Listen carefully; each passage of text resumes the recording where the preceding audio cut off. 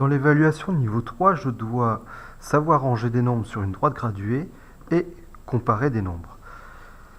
Alors, premièrement, je dois trouver les abscisses des points A et B sur cette droite graduée. La première chose à faire, ça va être justement de graduer ma droite. Je remarque que je passe ici de 9 à 19 en un espace de 10 carreaux.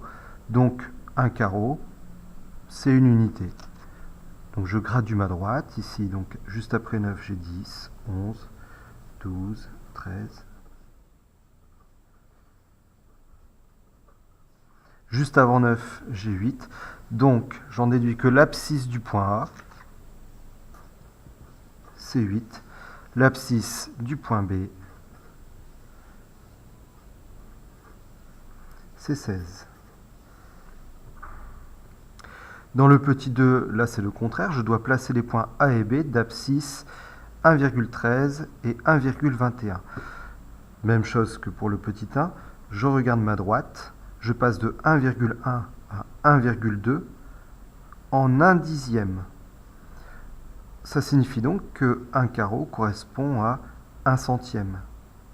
Donc je gradue ma droite, ici j'aurai 1,11, ici 1,12, 1,13, 1,14, 1,15, 1,16,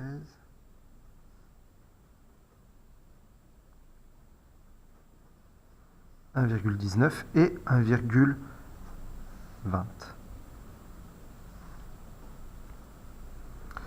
Donc mon point A d'abscisse 1,13 se situe ici, et le point B d'abscisse 1,21 se situe juste après 1,20, c'est-à-dire là.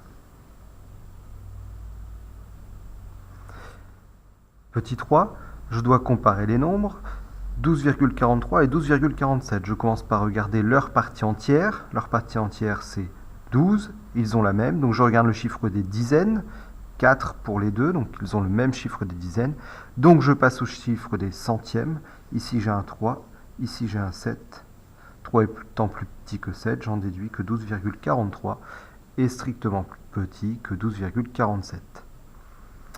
Nombre suivant, la partie entière est la même, ils ont le même chiffre des dixièmes, ils ont le même chiffre des centièmes. Par contre, le chiffre des millièmes n'est pas le même. Ici j'ai un 3, ici j'ai un 1. 3 étant plus grand que 1, j'en déduis que 1,873 est strictement plus grand que 1,871. 16,01 et 16,10. La partie entière est 16. Les dixièmes, là j'ai un 0, ici j'ai un 1. 1 étant plus grand que 0, 16,01 est strictement plus petit que 16,10. 258,1 et 255,8, ça va aller très vite puisqu'ils n'ont pas la même partie entière. 258 est plus grand que 255. Donc 258,1 est strictement plus grand que 255,8. 21,88 et 21,98, ils ont la même partie entière, 21 de chaque côté. Le chiffre des dixièmes, ici j'ai un 8. Ah, là j'ai un 9. Ils n'ont pas le même chiffre des dixièmes.